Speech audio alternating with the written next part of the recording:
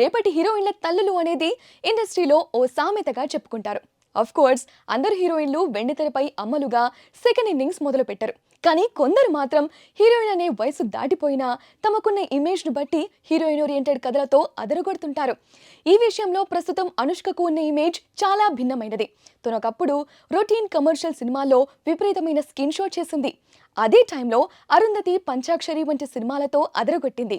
బాహుబలి తర్వాత తన రేంజ్ మారుతుంది అనుకుంటే అసలు సినిమాలే లేకుండా పోయాయి.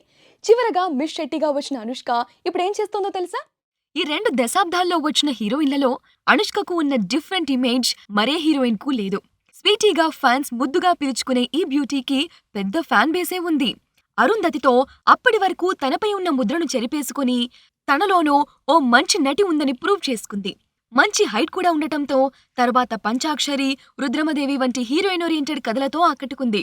బాహుబలి తర్వాత ఇంటర్నేషనల్ రేంజ్ కు వెళ్తుందనుకున్న అనుష్క రేంజ్ సైజ్ 0 అనే సినిమా కారణంగా మారిపోయింది. ఈ సినిమా కోసం పెరిగిన బరువు మళ్లీ తగ్గలేదు.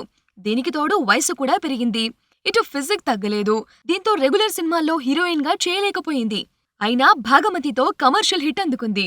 అదేంటో కానీ అప్పట్నుంచి యూవీ క్రియేషన్స్ వాళ్లు తప్ప ఆమెతో సినిమాలు చేయడానికి వేరే ప్రొడక్షన్ హౌసే ముందుకు రాలేదు. దీంతో గ్యాప్ తీసుకుని సైజ్ తగ్గించుకునే ప్రయత్నం చేసింది. కానీ వర్కౌట్ కాలేదు.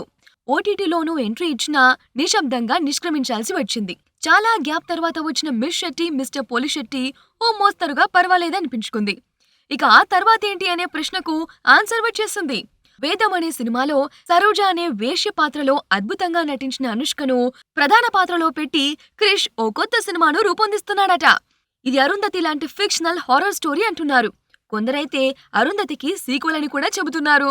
మరి తను నిజంగానే అరుంధతికి సీక్వెల్ చేస్తుందా లేక కొత్త కథతో వస్తుందా అనేది అప్పుడే చెప్పలేం. కానీ క్రిష్ కూడా అసలు ఫామ్ లో లేడు.